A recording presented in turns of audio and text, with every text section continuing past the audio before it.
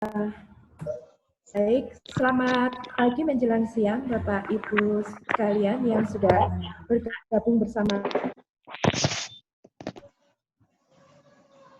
kami dengan coba STT Abdi. Diskusi kita hari ini yang mengambil tema pendidikan spiritualitas di rumah dalam tantangan di era digital. Pembicara kita, pemantik diskusi kita hari ini adalah Ibu Riani Suharja dari GKI Pondok Pendidikan dari Pacific School of Religion. Lanjutkan diskusi kita. Mari kita bersama-sama mengawali di dalam doa terlebih dahulu, dan nanti saya mohon dengan hormat Bapak Mingus bisa memimpin kita di dalam doa. Ya, mari kita berdoa. Tuhan, kami bersyukur untuk kesempatan yang indah, yang baik ini bahwa kami mau belajar, dan kami bersyukur untuk Ibu Riani yang sudah menyediakan waktu untuk menjadi berkat bagi kami semua. Kiranya diskusi melalui seminar ini boleh memperkaya kami, bagaimana kami mempersiapkan pendidikan di dalam keluarga di era digital ini. Terpujilah namamu, kami mohon berkat-Mu dalam diskusi ini. Dalam nama Tuhan Yesus Kristus kami sudah berdoa. Amin.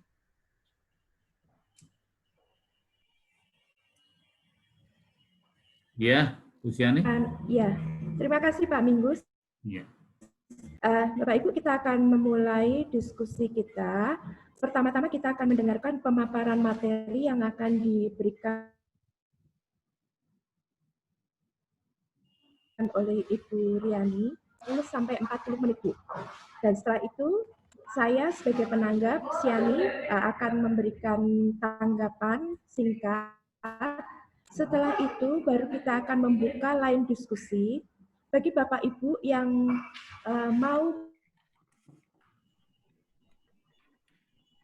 bertanya, silahkan mengetik pertanyaan. Kami bisa mengatur dengan baik, memanage waktu sedemikian rupa sehingga semua bisa berjalan secara efektif dan efisien. Demikian waktu saya berikan kepada Ibu Riani sampai 30 maksimal 40 menit ke depan. Silakan Ibu. Terima kasih Bu Syani Astuti. Selamat pagi Bapak Ibu. Senang sekali bisa bertemu bersama-sama. Parenting pendidikan anak menjadi pergumulan saya sehari-hari, termasuk khususnya ketika hidup bergereja di GKI Pondok Indah. Perkenalan singkat, saya ada di GKI Pondok Indah sejak tahun 88. Lalu Tuhan izinkan saya masuk sekolah teologi bersama dengan Pak Mingus. Saya ada di STT Bandung di tahun 93. Lalu setelah itu tahun 98 saya studi di UKSW, sosiologi agama. Agak nggak nyambung, tapi membentuk kerangka berpikir di belajar sosiologi agama dengan tesis asimilasi Cina di Indonesia. Pergumulan yang tidak mudah sebagai anak Cina Indonesia. Lalu Tuhan izinkan gereja GKI Pondok Indah mengutus saya untuk studi di Berkeley untuk mengambil Christian Education di Pacific School of Religion. Nah, jadi bidang studi yang saya ambil ini khusus memang karena pergumulan saya sebagai orang tua yang hidup di zaman yang nggak jelas menurut saya, gimana caranya menolong orang tua ke depan, apalagi dengan anak-anak mulai belajar berkenalan dengan digital. Itu sebabnya saya mempelajari bagaimana anak-anak boleh keluar dari pengalaman dididik oleh orang tua, khususnya yang masih berjiwa postkolonial. Itu arah studi saya, gitu ya. Postkolonial itu maksudnya adalah mereka hidup di zaman di mana powerful dan powerless itu menjadi modal dari pendidikan yang kita atasnamakan pendidikan dengan otoritas dari Tuhan, gitu ya. Nah, itu yang saya gumuli dan itu yang saya jawab melalui paket-paket pembinaan konsultan parenting namanya. Jadi gimana caranya supaya saya jadi orang tua yang bisa menghadapi anak-anak di era digital milenia ini menggunakan metode love and logic namanya. Mencintai dengan hati, tapi juga dengan logika atau pikiran. Sehingga tidak terlalu pakai banyak hati dan tidak terlalu pakai banyak pikiran, thinking dan feeling seimbang gitu ya, supaya terjadi kesehatan mental. Nah, di awal ini saya mau memberikan batasan. Batasan-batasan saya adalah satu, saya nggak bicara tentang digital, saudara. Jadi saya bukan ahlinya. Kalau memerlukan ahli itu kami bagi-bagi kalau di gereja siapa ahli di digital, siapa yang ahli di ibadah gitu ya. Yang kedua, saya nggak bicara akademis tapi sebagai praktisi. Jadi semua ilmu teori yang saya dapatkan diolah untuk bisa menjadi ajaran yang praktis banget di rumah gitu ya. Jadi buat saya nggak akan bunyi tuh kalau anak saya nggak ngerti misalnya gitu ya. Yang ketiga, sebagai praktisi pendidikan spiritualitas anak, saya bicara bagaimana spiritualitas itu bisa dikoneksikan dengan anak. Jadi nggak bicara yang lain, nggak bicara bagaimana dengan digitalnya, bukan gitu ya. Oke. Sampai sini saya mau membawa saudara-saudara untuk tebak-tebakan dulu gitu ya. Jadi silahkan saudara-saudara menebak siapakah tokoh ini. Saya tunggu ya. Nah, yang pertama, tahukah saudara siapa dia gitu ya? Ini yang pertama. Sudah tahu? Wah, ini gimana ya kalau di-mute semua ya? Adakah yang bisa menjawabnya di chat? Siapa saudara tokoh itu? BTS. BTS gitu ya. Yang kedua, siapa dia? BTS. Ini siapa, Bu? Kalau ini siapa? Selena Gomez. Dengan Ariana Grande. Ariana Grande. Oke, keren. Kita tahu ya. Tapi sebetulnya menurut tapi katanya ini sudah tidak terlalu ngetren lagi gitu ya. Ada yang ini, ada yang tahu orang Indonesia yang Selena Gomez. Ini siapa nih ini? Rich Brian. Rich Brian, Emmanuel ya. Yang terakhir ini.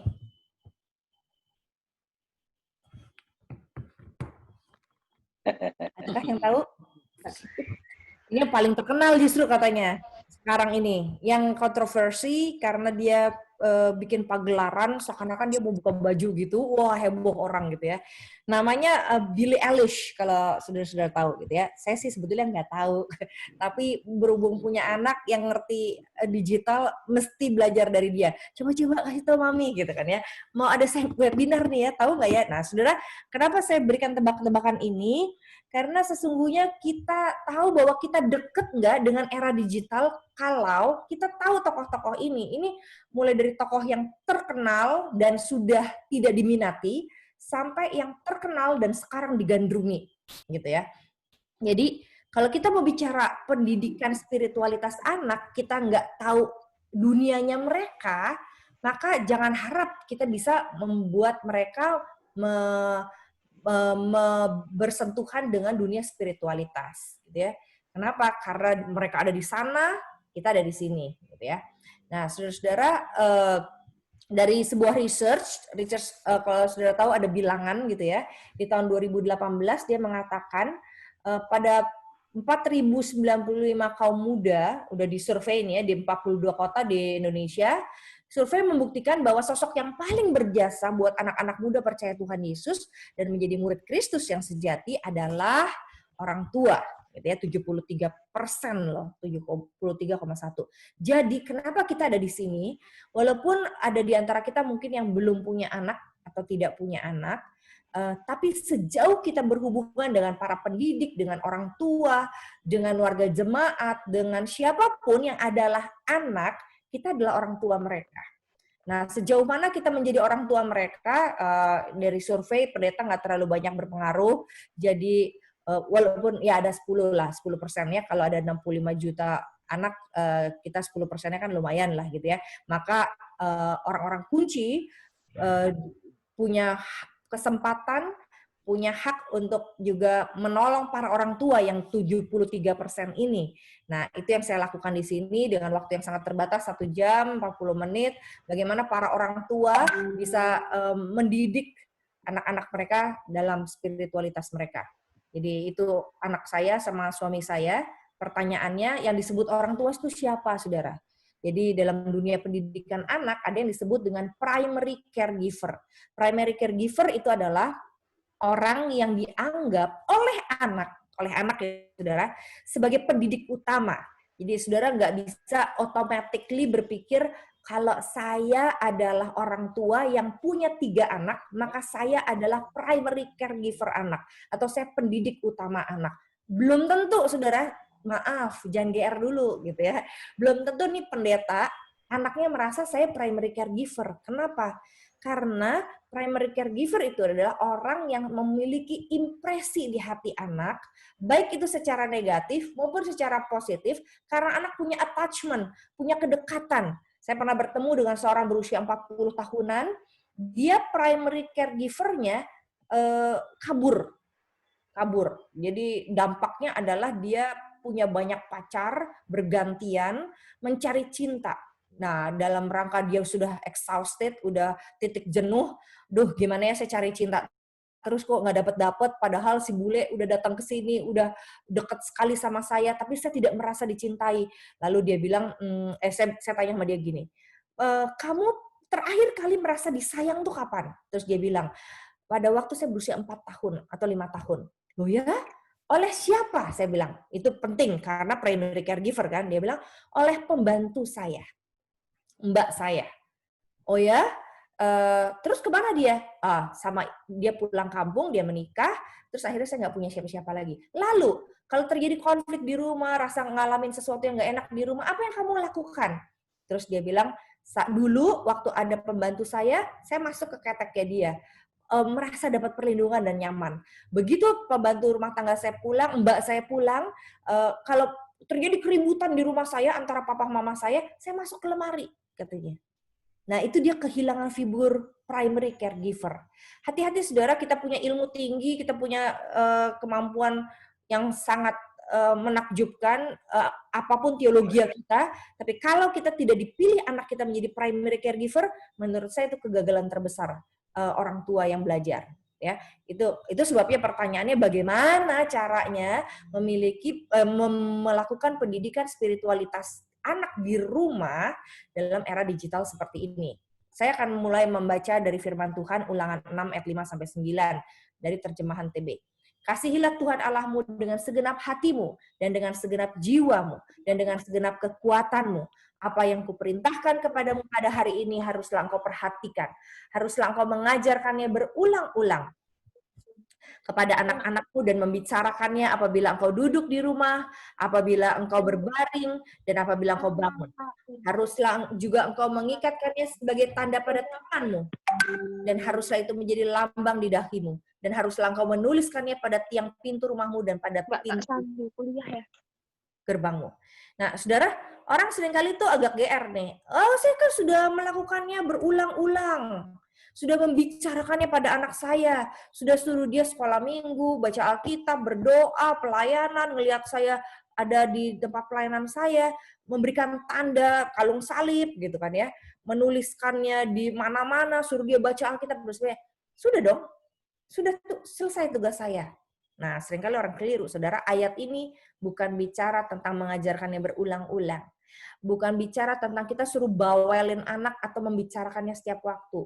Bukan bicara tentang bagaimana mereka baca banyak-banyak tuh Alkitab setiap hari. Saya pernah punya tetangga, tiap hari mamahnya ini orang baru pindah agama ke Kristen, tiap hari anaknya disuruh baca Alkitab tebel itu sambil ngomong. Jadi karena rumah kami bersebelahan dan kecil, jadi dia lagi baca Alkitab nih 1 jam, baca Alkitab terus. Bukan. Pendidikan itu adalah stressingnya pada kasihilah Tuhan. Jadi kalau anak saudara nggak pernah lihat saudara mengasihi Tuhan dengan sepenuh hati, dengan sepenuh jiwa, dengan segenap kekuatan dan akal budi, nggak bunyi itu pendidikan spiritualitas. Percuma, biarpun anak saya pernah bilang, jangan gunakan teologi mami, jangan gunakan ilmu parenting mami, jangan gunakan kemampuan mami sebagai pendeta. Tapi jadilah seorang ibu, kata anak saya.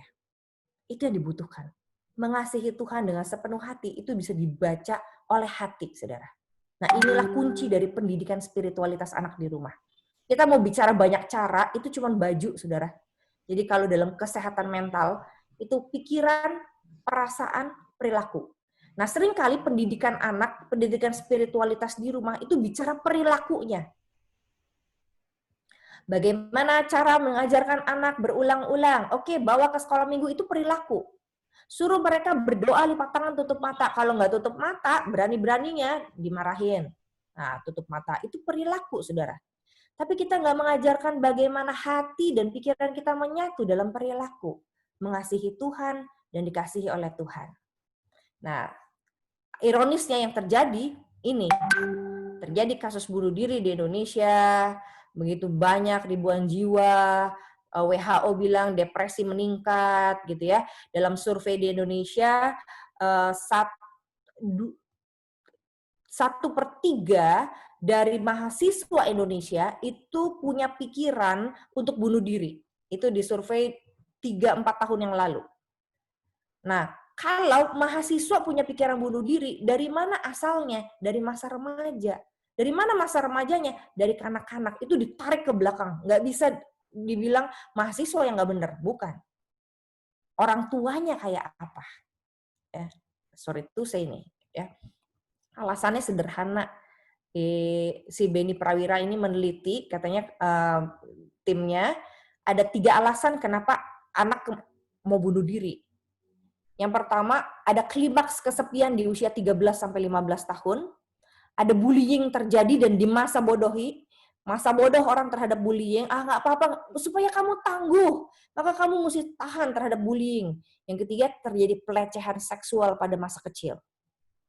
Pelecehan, ini bicara pelecehan, bicara hal lain lagi, tapi pelecehan banyak terjadi. Di kursus-kursus parenting yang saya buka, orang tua menyadari akhirnya bahwa mereka lah pelaku dari pelecehan terhadap anak. Bukan hanya seksual hal lain, tapi juga pelecehan mental. Nah, kesepian ini buah dari pelecehan mental.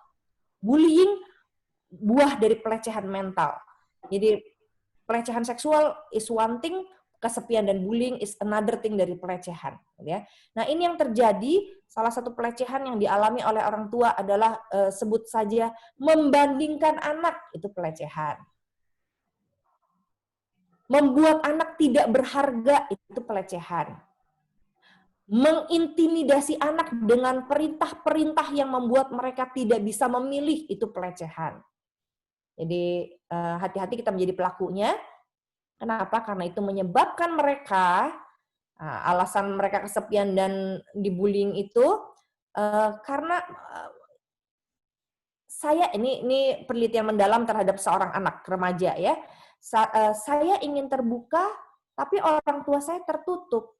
Contohnya apa contohnya? Begini, sederhana, saya cuma tanya, BJ itu apa, Mami?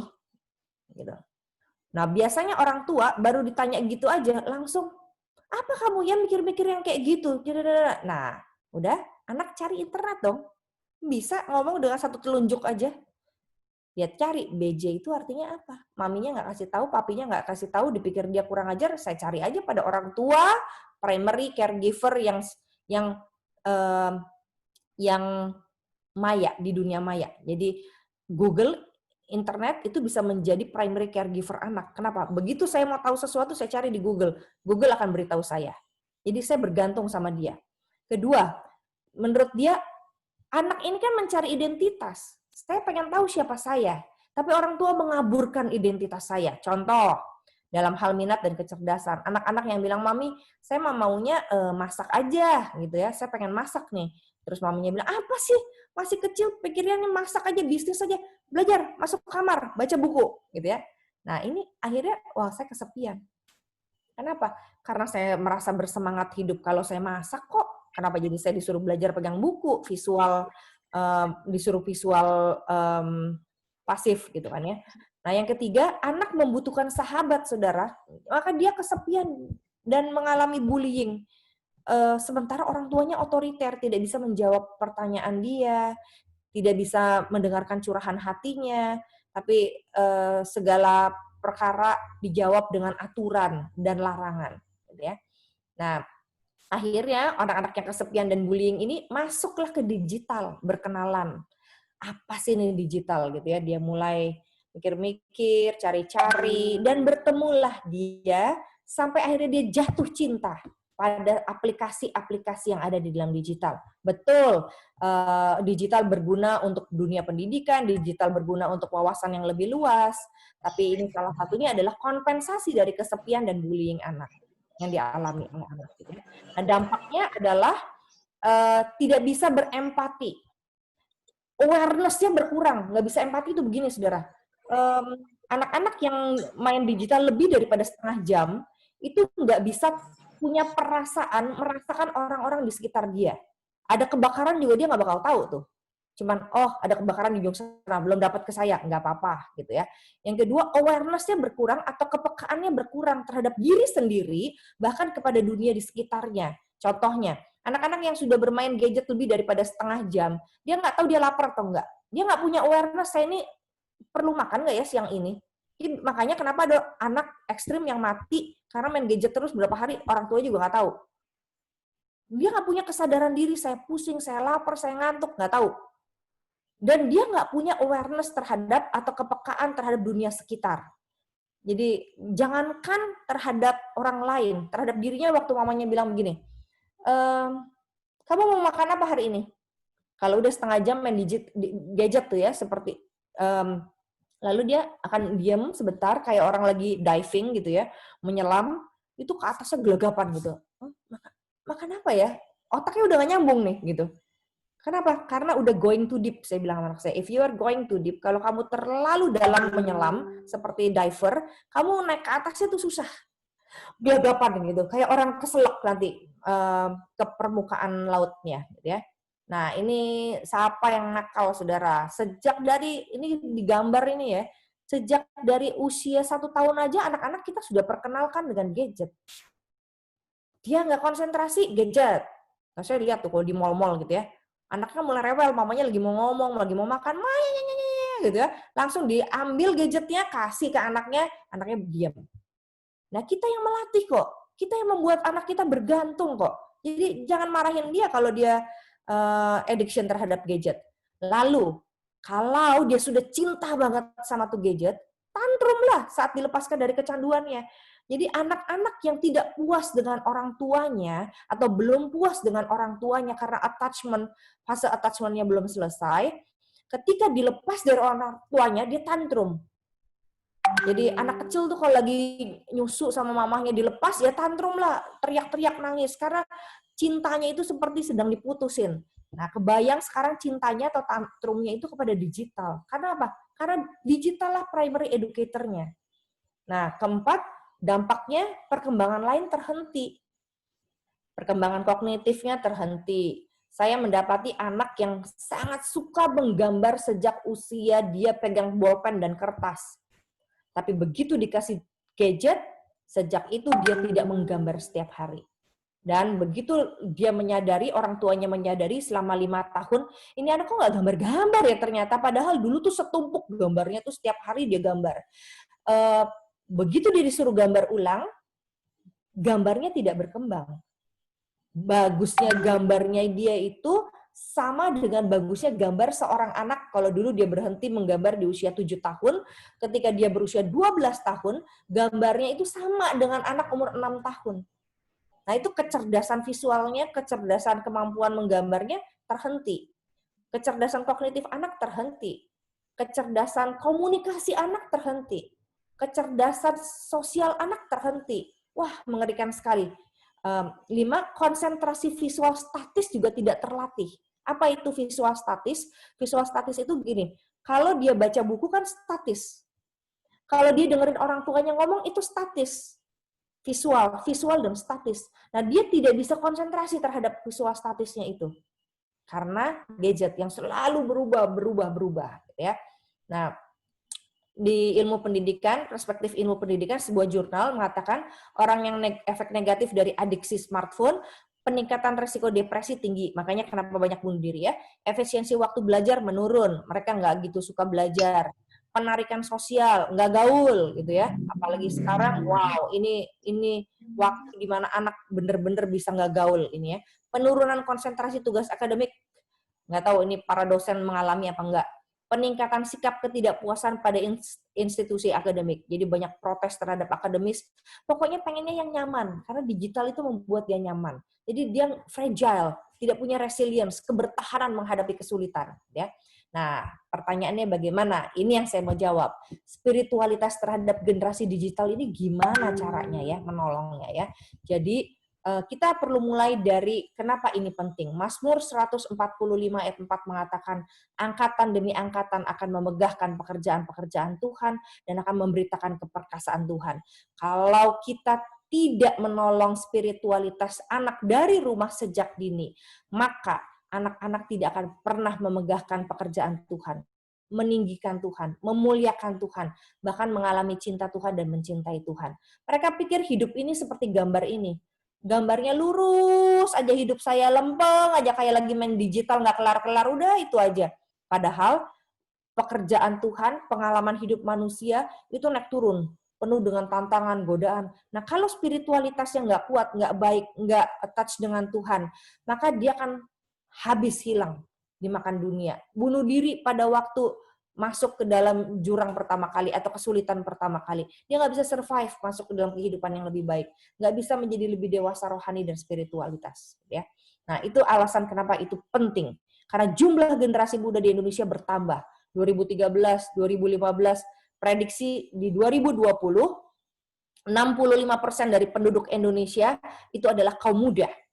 Jadi, saudara, kalau kita nggak garap kaum muda kita, habislah generasi yang mencintai Tuhan. Dan itu terletak pada 10%, itu saudara dan saya, orang kunci untuk menolong para orang tua. Ya. Nah, mari kita mulai dengan punya definisi sederhana, apa yang disebut dengan spiritualitas. Kalau kita mau membangun spiritualitas anak, kita mesti tahu apa itu spiritualitas. Spiritualitas, saya pakai Rebecca Nye, kenapa? Saya suka dengan dia karena dia seorang researcher, tapi juga mendarat, praktisioner. Jadi meneliti kalau nggak praktis percuma, nggak konsultasi sama orang juga buat apa gitu ya. Jadi dia orang yang sangat mendarat, terbang tinggi dan mendarat gitu ya. Dia bilang begini, spiritualitas adalah bagaimana Allah punya cara berada bersama dengan anak dan cara anak untuk berada bersama dengan Tuhan. Itu dah buat saya yang paling penting, bagaimana anak saya tahu ada Tuhan dan dia tahu bahwa dia bisa bersama dengan Tuhan walaupun nanti nggak punya orang tua lagi. Intinya semua dimulai dari Tuhan. Bagaimana anak tahu Tuhan datang ke saya dan saya bisa datang ke Tuhan. Tuhan berbicara kepada saya dan saya mendengar suara Tuhan. Didiklah orang muda menurut jalan yang patut baginya. Maka pada masa tuanya dia tidak akan menyimpang dari jalan itu. Bagaimana cara mendidiknya? Saya nggak punya cara lain. Adalah kasihi Tuhan. Nah, untuk mengasihi Tuhan itu, saudara dan saya perlu belajar caranya gimana nih. Menunjukkan kasih Tuhan. Jangan cuma ngomong, saudara. Udah nggak bunyi ke anak-anak usia digital seperti ini di era digital. Kita cuma ngomong doang, itu dilewatin sama dia. Saya pernah mendengar seorang ibu yang bilang gini, anak saya itu kalau di depan suami saya atau papahnya, itu kelihatannya nurut banget gitu ya. Jadi kalau misalnya papahnya bilang, nak, lalalalalalalalalala, jawabannya, iya papi. Tapi, waktu dia bilang, iya papi, dia ngelirik matanya ke saya. Terus saya lirik lagi ke dia, papi ngomong apa? Terus dia lirik ke saya, nggak tahu tuh ngomong apa, gitu ya. Nah, saudara, itu kegagalan pendidikan menurut saya. Kelihatannya anak-anak hear, tapi dia tidak listening. Kelihatannya orang tua ngomong, tapi masuk kuping kiri, keluar kuping kanan. Gimana bisa mendidik? Pendidikan adalah bagaimana kita mengasihi Tuhan. Bisa enggak nih menunjukkan kepada anak secara perasaan, pikiran, bahwa kita mengasihi Tuhan? Nggak bisa, saudara.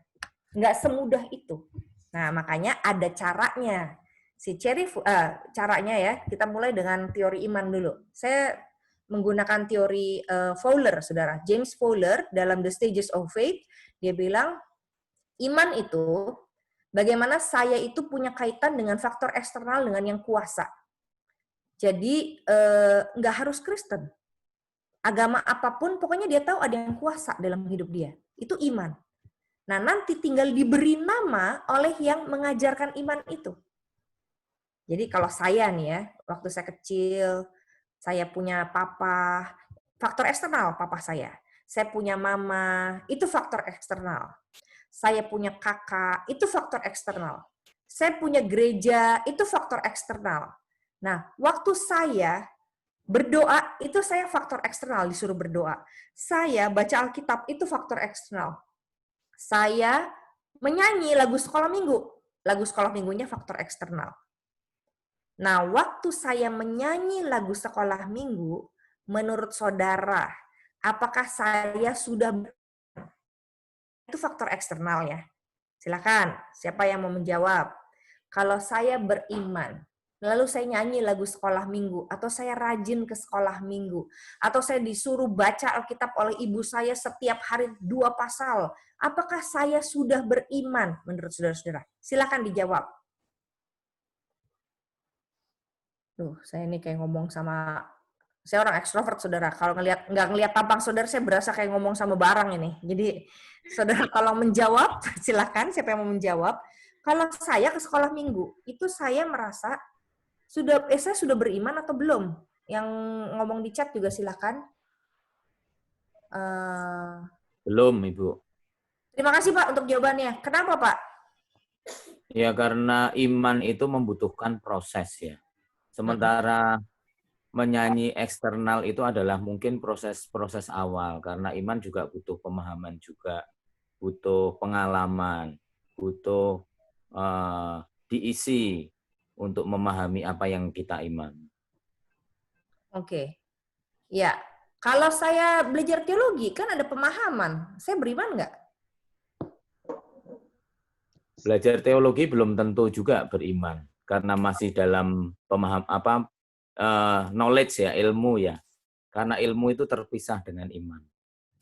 Ilmu terpisah dengan iman. Jadi ilmu itu adalah faktor eksternal ya Pak. Ini Pak Buntoro ya, saya betul? Iya. Ya. Ilmu itu adalah faktor eksternal. Sekolah teologi faktor eksternal. Saya berdoa adalah faktor eksternal. Nah, dia akan menjadi beriman menurut Fowler kalau yang kuasa bicara pada saya menanggapi faktor eksternal itu. Nah, ini iman. Iya. Jadi benarlah saya setuju dengan Bapak bahwa belum tentu saya sekolah teologi, saya jadi pendeta, saya khotbah di mimbar sebagai faktor eksternal itu mencerminkan saya orang beriman. Jadi saya pernah diajar oleh seorang dosen, nggak perlu sebut nama produk lah ya, dosen yang mana gitu ya, dia bilang begini, saya ini pengkhotbah KKR, kata dia. Saya bilang sama Tuhan, Tuhan, saya ini punya kemampuan mempertobatkan orang. Jadi kalau saya khotbah, ratusan orang bertobat, angkat tangan, ingin didoakan, menangis gitu ya. Nah saya mau coba katanya, kali ini saya nggak mau Tuhan bekerja, saya bilang. Saya mau lihat apakah banyak yang bertobat tanpa Tuhan bekerja. Jadi dia berdoanya begitu, Tuhan jangan bekerja. Saya nggak peduli Tuhan bekerja apa enggak. Pokoknya saya berdasarkan pengalaman saya bisa mempertobatkan orang gitu ya. Dan benar saudara, yang ngalamin gitu ya. Nah, ceritanya lupa setelah itunya. Tapi dia mau membuktikan bahwa sebetulnya faktor eksternal bisa membuat orang bertobat gitu ya. Tapi belum tentu sayanya sendiri beriman. Pekotbah yang bilang, orang-orang bilang, aduh makasih ya Bu, khotbahnya bagus sekali menyentuh hati. Belum tentu dia sendiri mengimani khotbahnya. Kenapa? Karena diperlukan sebuah suara yang datangnya dari Sang Kuasa, yang kita sebut Yesus Kristus, yang berbicara secara pribadi dan berpesan kepada saya. Maka saya beriman. Nah, sama dengan anak. Bagaimana saya membuat anak-anak saya tahu ada Tuhan dan Tuhan bicara pada dia, kalau saya senantiasa menjadi faktor eksternalnya. Itu sebabnya secara sederhana apa yang saya lakukan, saudara, sejak kecil, sejak saya tahu teori ini, saya bilang sama anak saya begini. Jadi saya dan anak kan berarti anak saya sebagai sayanya, Riani orang tua sebagai faktor eksternal. Nah, saya membuat dia bertemu dengan Tuhan seperti ini. kalau dia marah gitu, kita marah nih ya, kita bertengkar lah, anggap aja ya, setara kan. Kalau bertengkar setara, bukan saya marahin dia. Dia marah saya marah dia, berarti setara gitu ya. Nah, saya bilang sama dia, gini dek, kita udah bertengkar terus nih. Kamu masuk kamar, mami di sini. Atau mau di mana? Mami yang di kamar, kamu yang di sini. Tapi kita tanya sama Tuhan, apa yang mesti kita lakukan? Gitu ya. Sama-sama tanya sama Tuhan. Itu saya ngalamin bagaimana dalam 1 jam kita nggak ngomong-ngomongan. Saya cuma punya anak 1, saudara. Kita nggak ngomong-ngomongan, terus tiba-tiba dia keluar. Dan mama nih agak sombong kan, jadi nggak mau kasih tahu apa yang Tuhan mau, gitu ya. Jadi kamu aja coba, menurut kamu Tuhan maunya apa, gitu ya. Jadi suruh dia cari sendiri. Terus dia bilang gini, Tuhan suruh saya minta maaf, katanya. Oh ya? Terus dia bilang, tapi saya belum mau, katanya. Oh, oke, nggak apa-apa. Yang penting kamu tahu Tuhan maunya apa. Buat saya penting itu. Jadi belum mau, nggak apa-apa, saya bilang. Yang penting kamu tahu dulu, sang kuasa ngomong apa. Ini kan teori imannya begitu. Dia tahu God's message-nya apa. Bahwa dia belum mau melakukan, itu hak dia, perilaku dia nanti. Nah, kebalik. Yang terjadi pada orang tua, kamu harus minta maaf sekarang. Perilakunya yang kita atur. Tapi pikirannya, wah, buat saya Tuhan nggak make sense, nggak ngomong kayak gitu kok. Itu kan mami yang suruh saya minta maaf, gitu kan. Nah, saya kebalik, saudara. Saya maunya kamu tanya dulu Tuhan, hati kamu gimana? Pikiran kamu gimana? Apakah kamu tahu itu yang Tuhan mau? Kamu nggak bisa, nggak apa-apa. Kamu nggak mau, nggak apa-apa. Nanti akan menyesuaikan diri. Ya. Nah, sebab iman itu, saya nggak mau ngambil dari Ibrani, saya mau ngambil dari Roma. Iman adalah saya atau anak saya percaya pada Tuhan yang memberi pesan dalam hidupnya dalam segala hal. Jadi kerjanya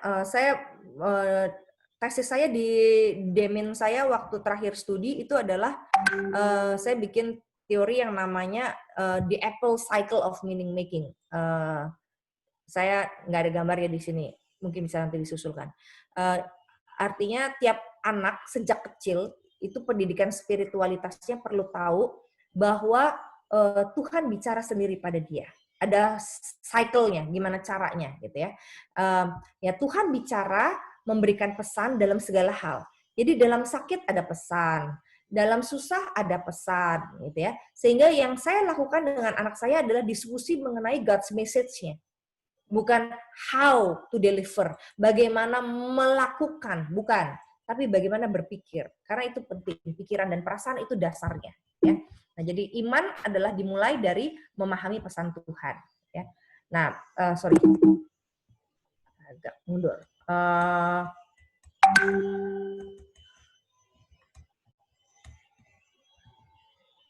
Rebekanya bilang cara anak bertemu Tuhan beda-beda, saudara. Jadi jangan mulai dengan cara saya, tapi cara anak. Nah, tapi pintu masuknya, flow-nya sama. Jadi prinsipnya sama, caranya beda-beda. Perlu kita bedakan, nanti saya bedakan antara cara sama prinsip. Nah, prinsipnya adalah Cherry Fuller mengatakan di Spiritual Window, yang pertama, anak-anak perlu ngalamin enjoying God. Jadi kalau anak saudara nggak pernah menikmati kehadiran Tuhan, maka jangan harap dia tahu ada Tuhan. Lalu anak-anak mengalami cinta Tuhan dan mencintai Tuhan, itu flow selanjutnya. Yang ketiga, baru anak-anak bisa following God. Dan setelah following God, baru dia bisa serving God. Yang seringkali terjadi sebaliknya, karena perilaku terus kan yang buat kita penting. Maka yang lebih penting adalah serving God-nya. Following God, ikut papi mami, ikut Tuhan, harus taat, jangan melakukan ini. 10 perintah Allah sama kita dijabarin jadi ratusan tugas dan larangan di zaman kini. Gak boleh main gadget harus 3 jam, kurang dari 3 jam. Habis itu mesti mandi, habis itu mesti belajar, habis itu banyak sekali larangan dan aturan. Ini hidup jadi orang Kristen susah banget, Tauratnya banyak gitu ya. Nah padahal kita lupa, anak-anak gak enjoying God. Nah, nanti silakan ada pertanyaan nanti bagaimana caranya, sudahkah anak-anak kita mengalami ini dengan sukacita. Jadi bukan following sama serving God. Nggak usah. Saya bilang sama anak saya, nggak usah pelayanan kalau kamu nggak merasakan nikmatnya hidup di dalam Tuhan. Jadi nggak usah ikutin mami ke gereja kalau kamu nggak tahu bahwa Tuhan itu mencintai kamu. Ini omongan saya ke anak remaja ya. Jadi pendidikan anak TK, anak SD, anak remaja itu beda-beda, saudara. Jadi ada fase parentingnya sendiri, gitu ya. Sampai titik di mana saya bisa mengatakan itu. Tapi yang penting kamu enjoying God. Sehingga buat saya anugerah banget, saudara, kalau anak saya bisa bilang, aduh puji Tuhan, Mami, gitu ya. Nah, walaupun kelihatannya nggak nyambung gitu ya, di masa COVID ini, saudara, itu titik di mana dia bertemu dengan Tuhan, enjoying God. Dia nggak pernah berdoa lagi selama dua tahun ini, saudara, karena proses pergumulan imannya sangat berat menurut saya, gitu ya. Saya hidup bersama dengan anak saya tuh 15 tahun, 16 tahun, gitu ya. Dia umur 16 sekarang. Fase enjoying God-nya itu up and down, gitu ya. Sampai singkat cerita, dia mulai meragukan Tuhan, dan akhirnya saya bebaskan dia untuk mencari Tuhannya sendiri. Lalu akhirnya di masa COVID ini saya memberanikan diri, yuk kita berdoa, yuk kita udah lama nggak berdoa bareng, gitu ya. Jadi di 2 bulan pertama COVID, saya bilang, ayo kita berdoa, kamu yang berdoa, saya bilang. Tadinya sangat tidak suka berdoa di 2 tahun ini, 1 tahun khususnya, gitu ya, 1 tahun. Terus saya meminta dia berdoa begini, Tuhan, aku bersyukur untuk COVID ini, karena aku bisa sama-sama papi mami nonton bareng di rumah. Dan ada bersama-sama dengan mami papi di rumah. Itu fase enjoying God yang kelihatannya terlambat. Tapi itu mengingatkan saya bahwa hidup ini nggak ada kata terlambat. Yang penting anak-anak spiritualitasnya mulai di-nurture, bertumbuh. Dari enjoying God, loving God, following God, sampai serving God. Ya. Nah, untuk melakukan enjoying God, saudara, perlu yang namanya impresi iman atau pengalaman rasa. Impresi iman itu melalui apa? Lewat orang. Jadi kalau papa mamahnya nggak bisa bikin dia punya pengalaman rasa yang menyenangkan, nikmat, udah deh kelewat. Lewat alam. Wow, anak saya paling suka, saya ajarin enjoying God lewat menikmati awan, saudara. Saya suka lagu Ambil, kulihat awan seputih kapas, gitu ya. Wah, saya suka banget tuh lagu itu. Jadi kalau lihat awan, Dedek lihat deh, ada beruang di awan, saya bilang gitu. Sampai hari ini dia peka terhadap alam. Khususnya awan aja. Jadi dia lagi naik mobil sama saya gitu ya. Aku nggak suka sekarang udah PSBB ini udah boleh orang keluar rumah. Kenapa? Awannya udah nggak biru, Mami. Dia tahu tuh warna awan sebelum dan sesudah kita di lockdown gitu ya. Lewat lagu, lewat simbol, lewat permainan. Ini bisa dijelasin satu-satu. Lewat digital juga ada impresi iman, saudara. Jangan salah. Apakah anak-anak kita sudah mengalaminya, gitu ya? Saya mau tutup di 40 menit ini dengan sebuah kisah. Nggak usah sebut nama produk lah ya. Ada satu anak di usia 8 tahun ditanyain sama mamanya. Nah, kamu percaya Tuhan Yesus nggak? Ini jawabannya. I think Jesus is fake, Mami. Artinya, saya pikir Tuhan itu, Yesus itu palsu. Itu cuman karangan manusia. Wah, maminya marah. Kenapa? Karena maminya mengajarkan banyak tentang Tuhan kepada orang lain, kok anaknya nggak percaya Tuhan Yesus. Di usia 9 tahun, Dek, coba sekali lagi jelaskan pada mamamu ini. Kamu percaya Tuhan Yesus apa enggak? Terus dia awali dengan kata, nggak mau dimarahin lagi kan, jadi dia pakai sorry dulu. Sorry ya Mami, katanya. Aku mau jujur. Boleh aku jujur? Oh silahkan, maminya udah siap lah ya. Terus, gimana menurut kamu? Menurut aku selama ini, Tuhan yang Mami ajarkan itu adalah Tuhan yang Mami, bukan Tuhan aku. Jadi jangan paksa aku untuk percaya Tuhan yang Mami, karena itu bukan Tuhanku. Aku nggak punya pengalaman itu, kata dia. Oke, kalau gitu kita berdoa supaya Tuhan Mami menjadi Tuhan kamu. 1 tahun kemudian, Mami tanya lagi dalam rangka dia memenangkan sebuah, ini saudara, ada kalau di Amerika tuh namanya auction atau lelang. Waktu itu mereka memenangkan lelang alat musik, di mana alat musiknya cukup mahal buat keluarga mereka, tapi dia menang. Nah, dalam perjalanan pulang dia tanya lagi, menurut kamu Tuhan itu jadi ada atau enggak? Oh ada, 90% katanya. Kenapa? Karena aku dapat buktinya, yaitu alat musik ini. Ya. Nah, masih berlanjut saudara.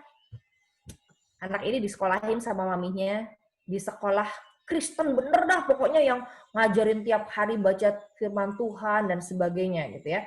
Ada saat teduh pagi gitu ya. Tapi pelajaran pertama agamanya pertanyaannya gini, menurut kamu LGBT itu dosa apa enggak? Sementara dia pernah hidup bersama dengan seorang teman di usia SD yang mengakui bahwa dia gay, dan dia sangat sedih, nangis hampir tiap hari karena dia merasa dia sendirian dan kesepian di dalam hidupnya, gitu ya. Dia bilang, Mami, semakin aku belajar di sekolah Kristen, semakin saya berpikir saya ateis aja deh, atau agnostik. Tuhan seperti itu saya rasa bukan Tuhan yang saya kenal. Nah, di usia 15, maminya tanya lagi, jadi gimana kamu 16 menjelang 16 tahun? Kamu percaya nggak sama Tuhan Yesus? Dia bilang, gini deh, jangan tanya aku siapa Tuhan. Pokoknya aku percaya Tuhan, aku bicara pada Tuhan, tapi Tuhan seperti apa, aku nggak tahu. Aku belum alami yang namanya Yesus, itu belum alami. Nah, saudara tahu siapa anak ini? Anak yang sejak dari lahir sampai usia 8 tahun, tidak pernah absen bersaat teduh setiap hari bersama dengan orang tuanya. Nangis-nangis sambil saat teduh, berdoa bersama. Wah, orang tuanya sangat kreatif mengajak dia bersaat teduh setiap hari, tidak pernah absen. Bahkan dia retreat pun, pergi liburan kemanapun, pergi bersama, nginep bersama temannya pun, bawa Alkitab, saudara, sampai 8 tahun pertama. Kenapa? Karena buat dia tuh tiap hari mesti baca Alkitab. Nah, ini perjalanan iman anak, spiritualitas anak. Nah, bagaimana dengan anak-anak saudara, dengan anak didik saudara, dengan orang tua yang saudara didik, dengan saudara sebagai orang tua, apakah perjalanan iman seperti ini yang sangat jujur dari seorang anak, itu juga saudara tahu? Atau jangan-jangan kita taunya yang perilakunya aja, oh, udah doa, oh, udah ke gereja, oh, udah pegang Alkitab, berarti anak saya Kristen dan spiritualitasnya baik. Atau kita siap menerima kejujuran seorang anak seperti anak ini. Nah, ini saya lewatin karena sudah 40 menit. Saya pakai last quote. Menurut Khalil Gibran, iman adalah pengetahuan dengan hati, within the heart, di antara hati dan beyond the reach of proof. Jadi hati dan perlu ada bukti. Nah, selamat menjadi orang tua, menjadi pengajar, menjadi fasilitator, menjadi inspirator yang membuat anak-anak di rumah di era digital mengalami Tuhan dan bisa bertemu dengan Tuhannya. Tuhan memberkati. Demikian dari saya, Bu. Terima kasih banyak, Ibu Riani. Ini sesuatu yang bagi saya pribadi juga mencerahkan. Walaupun saya belajar banyak tentang PAK, tetapi hari ini cukup dicerahkan. Terima kasih banyak, Ibu Riani. Nah, Bapak Ibu, sambil saya memberikan tanggapan, silakan Bapak Ibu jika ingin memberikan pertanyaan diskusi, silakan menulis di kolom chat, nanti saya akan membacakan pertanyaan-pertanyaan Bapak Ibu. Terima kasih. Baik, apa yang saya bisa tangkap dan tanggapi dari yang disampaikan oleh Ibu Riani, saya pikir memang kebanyakan orang tua terjebak pada satu perilaku tadi ya, hanya apa yang nampak di luar saja, dan kebanyakan orang tua termasuk saya masih suka memerintah anak, karena kita berpikir biasanya iman itu ya memang harus kita ajarkan, satu bentuk pewarisan seperti itu, sehingga kita sendiri lupa bahwa anak itu bisa menemukan jalan mereka sendiri untuk percaya. Kebetulan saya juga punya anak remaja, dan saya juga menyaksikan bagaimana kemudian dia yang awalnya begitu tekun, begitu rajin, tiba-tiba merasa malas, sedikit aras-arasen gitu bahasa Jawanya. Lalu kemudian belakangan ini bisa menemukan kembali jalannya untuk percaya kepada Tuhan dengan prosesnya sendiri. Dan apa yang disampaikan oleh Ibu Riani, benar-benar saya juga merasakannya. Terima kasih Ibu, ini pencerahan yang luar biasa. Dan yang paling menarik bagi saya adalah bagaimana kita mengasuh, mendidik anak-anak kita dengan kasih dan logika. Jadi tidak cukup kasih saja, tetapi pemikiran yang positif, logis itu perlu kita sampaikan kepada anak-anak kita. Baik, mungkin tanggapan saya cukup segitu dulu. Kita akan lihat ke pertanyaan. Mungkin sudah ada pertanyaan yang mau disampaikan.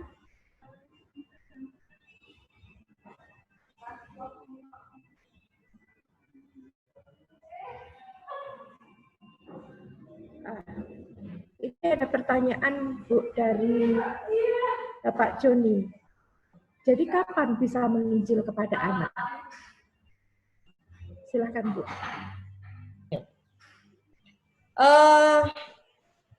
Tergantung definisi kita terhadap penginjilan, Pak. Buat saya, penginjilan itu bagaimana mereka mengalami Kristus di dalam cinta kasih yang tulus, sehingga waktu dia memeluk saya, mengatakan aku sayang mami, mami sayang kamu, dia tahu sayang ini dari Tuhan Yesus. Itu penginjilan saya buat anak saya. Sehingga kalau anak saya belum membuka hatinya buat saya, belum menerima cinta saya, maka penginjilan 1000 kata pun nggak akan berguna. Jadi penginjilan kan prinsipnya begitu. Bagaimana orang menerima kita? Makanya di daerah-daerah, di pedalaman, orang mesti kontekstualisasi kan, memahami dulu orang ini baik apa enggak. Dia trust dulu. Kalau orang trust, ngomong apa aja dia percaya. Nah, pertanyaannya, anak-anak saudara trust nggak sama saudara? Trust itu nggak bisa dibilang, oh dia pasti trust sama saya, apa juga bisa. Belum tentu, belum tentu. Suara anak itu beda, Bapak Ibu, apalagi remaja, yang di luar sama di dalam. Nah, saya punya 2 layer itu. Orang-orang yang taunya layer pertamanya, apa yang dikatakan di mulutnya, perilakunya di depan, tapi hatinya itu berbeda. Nah, kapan kita penginjilan? Saat mereka merasa disentuh hatinya. Dan itu sebabnya penginjilan is one thing, mendekati hati anak di other thing. Pertama-tama yang paling penting adalah menjangkau hati anak terlebih dahulu. Begitu dia trust kita, begitu dia sayang kita, maka Yesus itu masuk dalam hatinya. Pertanyaan kedua, saya langsung lanjutkan ya. Bagaimana cara mengajarkan anak untuk enjoying God di usia di bawah 5 tahun? Wah, ini paling menakjubkan, paling bagus Bu Rosme. Caranya adalah melalui 5 Love Language Gary Chapman. Jadi bisa dites apa aja, bisa dibaca bukunya atau banyak di internet. 5 Love Language itu pertama melalui gift, kedua melalui sentuhan, ketiga melalui act of service atau pelayanan, keempat melalui words of encouragement, kata-kata yang membangun dan mendorong, kelima melalui physical touch atau attachment terhadap fisik, pelukan, sentuhan. 5-5-nya di usia 5 tahun ke bawah dilakukan kelimanya. Nah, kalau mereka bisa puas, senang, sukacita, tersenyum, tertawa, maka itu cara masuk, kalau di Fowler, itu cara masuk untuk membuat mereka tahu cinta Tuhan. Di situ penginjilan pertama dilakukan. Trust mereka terhadap orang tua itu mewakili, menjadi jembatan trust mereka kepada Tuhan yang tidak mereka kenal dan abstrak. Kan urusan abstrak ini mesti dikonkretkan. Nah, saudara dan saya sebagai orang tua adalah konkretnya. Tapi kalau kita sambil ngancem, ayo makan, kalau nggak makan nggak ke sekolah minggu. Nah, itu kontraproduktif terhadap penginjilan justru. Tapi waktu dia, aku mau ke sekolah minggu, mami, gitu kan. Wah, itu udah mulai penginjilan tuh, membuat mereka enjoying God. Gitu ya. Terima kasih Bu Rosmi. Pak Minggus, bagaimana di tengah rutinitas peribadahan di keluarga, gereja bersama dengan pengalaman enjoy God, tetap dijaga dan terus-menerus? Ya, intinya Pak Minggus, setiap anak perlu enjoying God dalam beribadah. Nah, masalahnya kan kita punya aturan nih, aturan normatif namanya. Sehingga aturan normatif itu menghambat mereka enjoying God. Padahal sebetulnya, mari kita lihat God's message dari ibadah. Kalau di GKI, God's message-nya adalah Tuhan bicara pada saya dan saya bicara pada Tuhan. Tuhan mendengar saya bicara pada Tuhan. Tuhan mendengar saya. Kata batis dan anabatis. Ada sebuah relasional, komunikatif, komunikasi antara Tuhan dengan saya. Itu makna dari sebuah ibadah. bahwa itu dibikin dalam bentuk ordo-ordo, dibentuk dalam duduk manis, mendengarkan gantian, itu terjadi supaya semua berlangsung dengan teratur seperti Paulus bilang dalam Korintus gitu ya. Tapi enjoying God-nya itu sendiri yang perlu dialami oleh anak dalam perjalanan keseharian. Sehingga waktu kita minta mereka secara normatif duduk baik di ibadah live streaming, dia akan imitating orang tuanya. Jadi anak-anak itu sebetulnya belum punya pikiran yang utuh, knowledge yang utuh untuk beribadah seperti kita beribadah orang dewasa. Yang dia lakukan adalah imitating. Orang tuanya duduk baik-baik, mendengar dan menikmati ibadah, itu yang diimitate sama dia. Tapi kalau dia tidak melihat imitasi yang baik, dia tidak lihat ada disrespect dalam orang tua beribadah, maka imitating itulah yang diikuti. Nah, balik lagi enjoying God-nya bikin mereka happy untuk ibadah. Saya ada satu kali anak saya nggak mau ibadah, streaming, bosen kan gitu ya.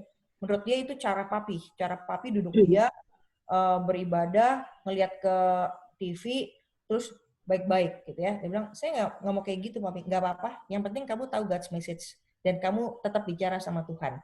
Akhirnya ada 2 kali berturut-turut dia nggak mau kebaktian. Tiap kali saya ngajakin jalan, dia jalan di jam ibadah, live streaming, gitu ya. Nggak apa-apa. Terus dipasangin sama saya pas khotbah, pas ibadah di pinggirnya mobil. Ya udahlah ya, sambil jalan-jalan kita dengerin ibadah. Ya udah. Terus dia lihat lagi ke rumah omanya, karena dia waktu itu mau ke rumah omanya malah bawa ke dapur tuh handphone sambil live streaming ibadah, gitu ya. Terus, Oma kok bisa? Boleh, nggak apa-apa. Yang penting God's message, dan kamu tahu Tuhan mau ngomong apa. Sehingga one day ketika dia merasa, oh ini serius nih khotbahnya, nggak bisa sambil masak. Dia akan duduk, dengerin, dan akan kusuk baik-baik mendengarkan God's message. Nah, itu cara alami, perilaku alami yang dibentuk dari sikap hati yang menghargai. Jadi mulainya dari sikap hati dulu, baru nanti perilaku diatur. Jangan kebalik, perilaku dulu, tapi hati berontak. Gitu. Itu ada anak yang bilang sama saya tuh disuruh bapak selalu duduk manis. Satu kali dia bilang sama bapaknya, Pak, badan saya duduk manis, tapi otak saya keluar. Saya bilang, otak saya berdiri, kata dia gitu ya. Nah, itu kan berarti pemberontakan. Gitu ya. Nah, kita nggak mau anak-anak mendua seperti itu. Terima kasih. Pak Yosafat, di era digital ini suka tidak suka gadget telah mengambil alih begitu banyak waktu buat anak-anak kita.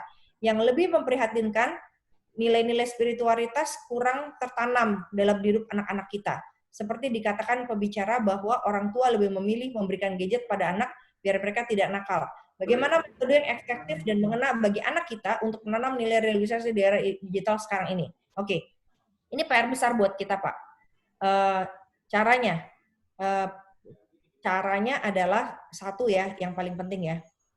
Ini yang barusan saya disadarkan oleh anak saya, mindfulness namanya, Pak. Mindfulness itu adalah saya secara pikiran dan hati, dan tubuh ada bersama dengan anak. Anak saya itu guru yang dosen, profesor yang paling baik buat hidup saya. Satu kali dia bilang begini, saya quality time sama dia dengan ngerokin dia. Itu quality time saya salah satunya. Kalau dia pegel-pegel, saya kerokin dia gitu ya. Waktu saya kerokin, kan dia nggak lihat mata saya kan, saudara? Kan karena kan dia tengkurap, saya kerokin. Dia bilang begini, baru dua garis saya kerokin. Dia bilang, Mami, you're not here, katanya. Mami nggak ada di sini, katanya. Pikiran dan perasaan Mami ada di tempat lain nih. Dia tahu loh. Itu menarik kan? Berarti dia tahu kapan orang tuanya nggak mindful. Sampai ada satu titik di hari yang berbeda, saya berkomitmen bersama dia. Oke, aku pergi dari rumah ini. Secara pikiran dan perasaan. Tapi aku bertekad untuk kembali karena dia ternyata tahu. Nah, ini nggak usah banyak-banyak bagaimana caranya, mindful. Dia pengen main sama anak. Main beneran, jangan pikir nanti khotbah apa ya, siapa yang harus saya hubungi lagi ya, jam 11 nanti mau kemana ya, gitu ya. Kita main, tapi kita nggak mindful. Gitu. Nah, itu yang perlu, Pak. Yang lain-lain bisa ada banyak kreatif gitu ya. Bu, ingin tanya, bagaimana bila seseorang belum menjumpai dan merasakan Tuhan melebihi usia remaja, apakah terlambat? Bagaimana? Saya kira urusan waktu tuh ada lagunya tuh. Waktu Tuhan, waktu yang terbaik gitu ya. Jadi saya nggak tahu, saudara, apakah 17 atau 71 dia bertemu Tuhan Yesus. Tapi selama saya bisa, saya bilang ke anak saya akan upayakan berubah supaya kamu bertemu dengan Tuhan, bahkan melalui saya. Kalau bukan, biar saya berdoa, kamu bertemu Tuhan satu hari kelak dengan cara Tuhan yang ajaib. Gitu ya. Nggak ada yang tahu, parenting itu nggak ada yang tahu. Tapi dia mengupayakan, Pak, dan bertanggung jawab. Bu, terima kasih. Saya, tunggu, yang mana nih ya? Saya ingin konsep orang tua yang sudah terlanjur keliru dan sudah sekian lama dilakukan, bagaimana cara praktis mengubah atau mentransformasi? Wah, saya suka nih pertanyaannya. Saya bikin yang namanya revolusi parenting, Bu. Revolusi parenting 5 sesi, konsultan parenting 10 sesi untuk yang anak, konsultan parenting untuk orang untuk remaja 25 kali. Nah, itu katanya kan kalau orang mau jadi ahli, dia mesti 4.000 jam terbang. Tapi dia mesti kuliah dulu, gitu kan ya. Saudara menjadi orang tua kuliah nggak? Gitu kan ya. Itu pertanyaannya kan. Itu mimpi saya tuh. Punya tempat di mana orang jangan nikah kalau nggak kuliah jadi orang tua. Jangan punya anak tuh kalau nggak belajar jadi orang tua, gitu ya. Kenapa? Kayak gini nih. Terus orang ngecek saya begini, saudara. Ya situ anak 1, saya anak 7 gimana katanya. Terus saya jawab, siapa suruh punya anak 7 nggak belajar dulu? Maunya beranak terus tapi nggak mau belajar, gitu kan. Nah, saya memang rugi satu anak, tapi kompensasinya adalah saya belajar untuk bagaimana membesarkan satu anak ini. Gitu ya. Jadi caranya gimana, Bu? Nggak ada cara lain, Pak. Kita perlu belajar. Makanya jauh-jauh GKI Pondok Indah menyekolahkan saya sampai California. Untuk apa? Ngajarin orang tua cara ngajarin anaknya. Berarti apa? Pendidikan anak itu mahal dan berharga. Mereka keluarin berapa duit itu beasiswain saya. Sampai saya benar-benar merasa terlengkapi banget, diperlengkapi banget gitu ya, dididik banget gitu ya. Harga yang dibayar itu mahal untuk menjadi orang tua. Nah, ada orang yang ironis bilang, alah begini aja repot banget sih, saya juga hidup kok bertumbuh, bertemu Tuhan. Oh ya, monggo aja, nggak apa-apa. Setiap orang punya prinsip dan value yang berbeda. Ya. Makasih. Bu Riani, terima kasih untuk pemaparannya, Pak Nehemia, sama-sama. Saya ingin bertanya, bagaimana cara membuat orang tua memahami pendidikan spiritualitas di rumah? Pertama-tama merupakan tugas orang tua dan bukan tanggung jawab guru sekolah minggu. Karena pada kondisi yang saya alami, sebagian besar orang tua merasa bahwa dengan anak ke sekolah minggu dan berdoa setiap hari, bangun tidur makan sudah cukup. Perkembangannya diawali yang tadi sudah dijelaskan harus diawali dengan enjoying God sampai dengan serving God, harus dilalui oleh setiap anak. Ya begini Pak. Yang perlu adalah penginjilan lewat parenting. Ini penginjilan saya, saudara. Jadi, penginjilan lewat parenting berarti berita Injil, kabar baik tentang Tuhan, pemuritan, itu kan masuk lewat parenting, saudara. Jadi itu tidak terpisahkan. Menjadi murid itu sejak brojol lahir. Dan itu sebabnya orang tua sudah menjadi guru buat anak-anaknya. Nah, guru seperti apa? Guru yang sama-sama adalah learner. Saudara dan saya ini learner loh. Maka kita belajar di tempat ini. Sehingga kalau saudara merasa ini penting di gereja saudara, buka parenting di sana, gitu ya. Jadi sama seperti kalau kita merasa perlu kesehatan buat masyarakat, kita buka klinik di gereja. Nah ini saya merasa ibadah itu penting, maka orang buka gereja. Nah kalau saudara pikir parenting ini penting, buka parenting di gereja, gitu ya. Terima kasih. Bu Nancy, terima kasih untuk pemaparan. Pertanyaannya, apakah dapat kita sebut spiritual window itu sebagai tahapan perkembangan spiritual? Kalau iya, bagaimana cara mengatasi terjadinya stagnan dalam berspiritual? Yang pasti ini bukan tingkatan seperti tangga, Bu. Bukan kelas 1 SD enjoying God, kelas 2 SD loving God, bukan. Paket ini perlu ada, mungkin seperti spiral. Mulai dari enjoying God, loving God, following God, serving God, gitu. Kalau enggak, terlambat. Nanti Pak dosen udah, wah saya belum enjoying God, kalau gitu saya cuti aja enjoying God dulu, gitu. Bukan tahapan seperti itu. Tapi kita tahu bahwa kita punya PR enjoying God, untuk serving dan following God. Nah, sehingga akhirnya,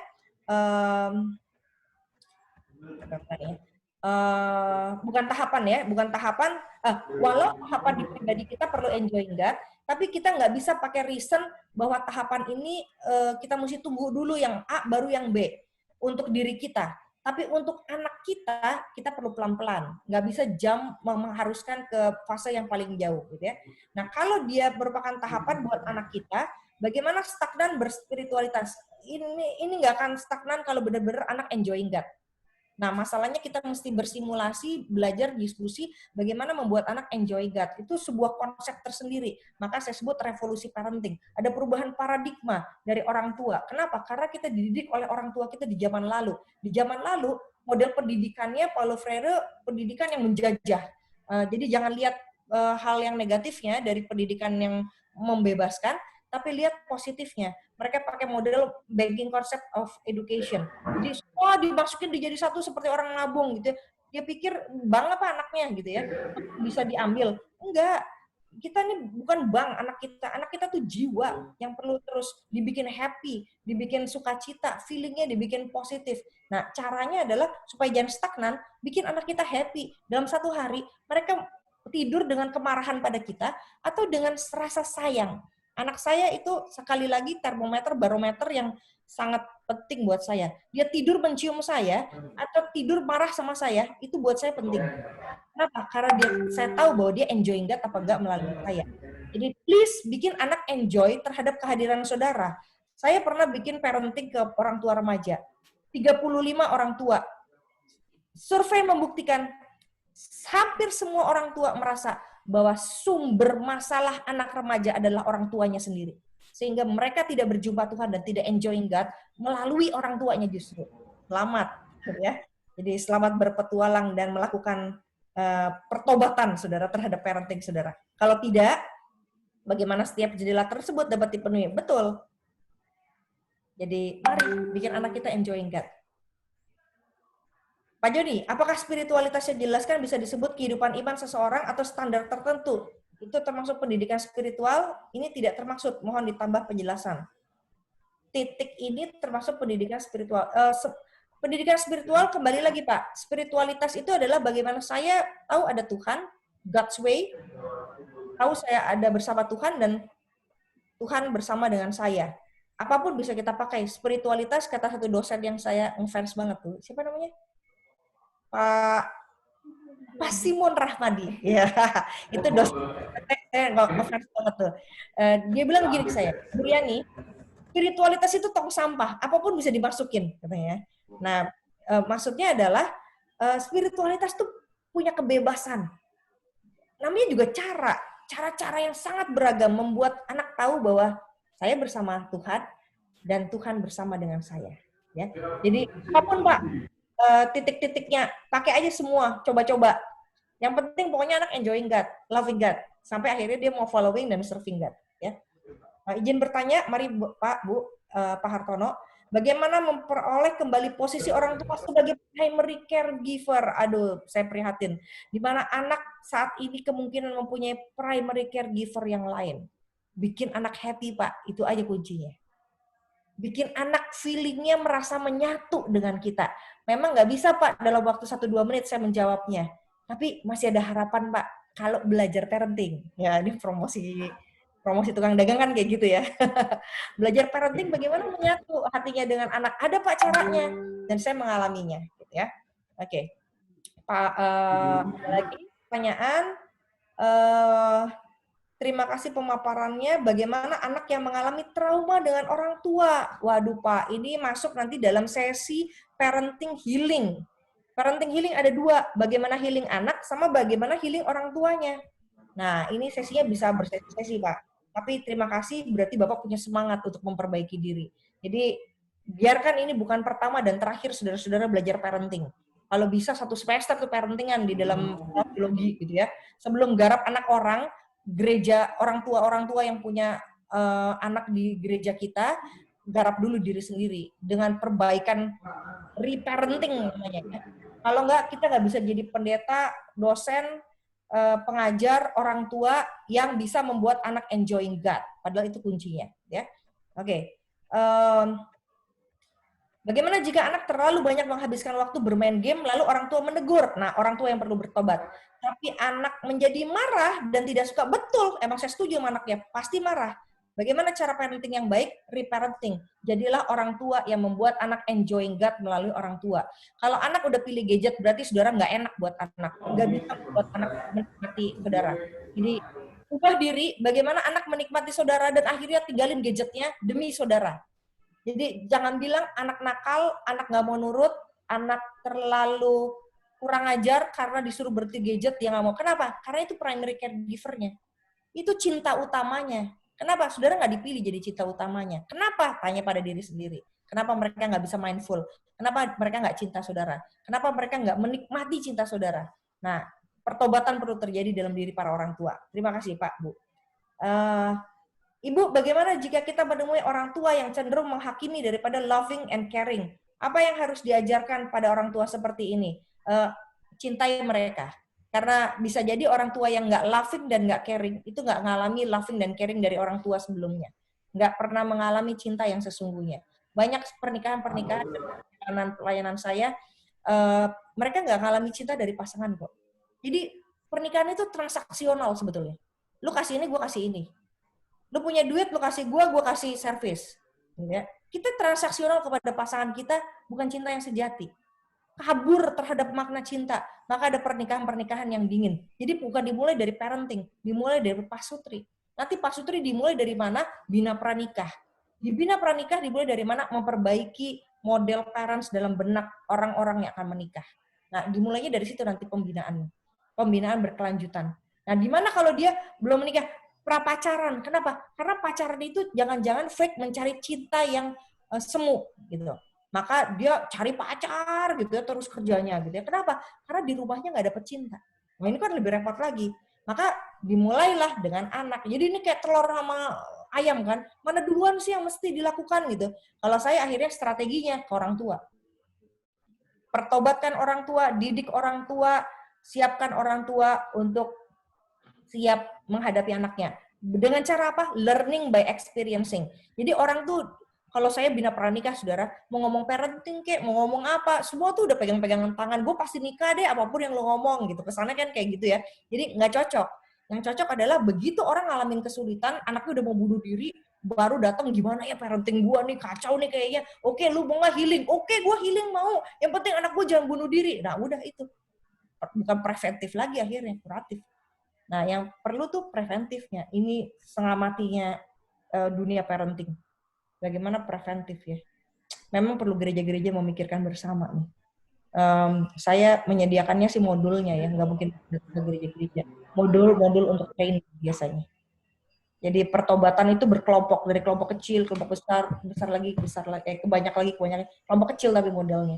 Nggak bisa dengan seminar 100 orang. Kayak saudara seperti ini, saudara seperti lihat iklan. Oh bagus ya. Abis itu nggak berguna buat saudara.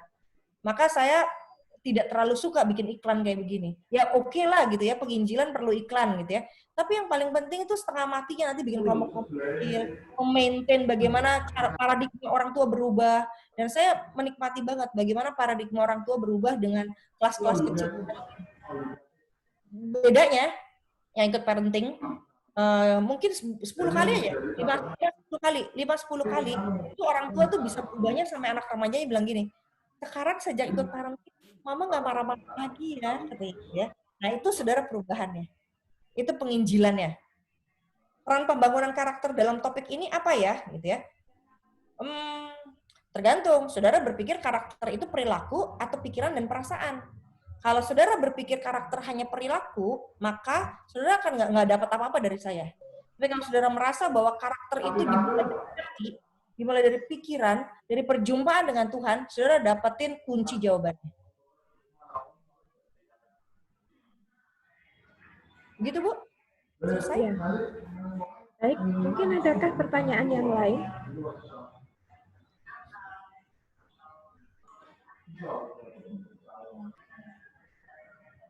Kalau tidak ada, mungkin Pak Migus ada yang mau ditambahkan, Pak? Enggak. Itu ada Joni itu.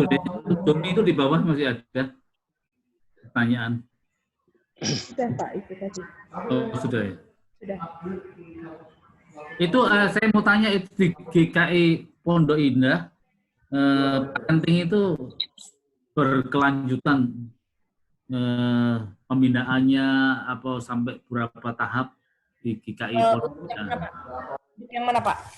Yang sistem pembinaan parenting di GKI Pondok Indah itu bagaimana? Sampai berapa tahap itu? Oke. Jadi begini, Pak. parenting itu ada 4 model. Love and Logic Consultant Parenting yang saya pelajari itu model keempat, anggap aja seperti itu. Nah, model 1, 2, 3-nya itu model khusus yang model 1, 2 itu sudah ada di dunia, di Indonesia lebih dari ratusan tahun. Nah, jadi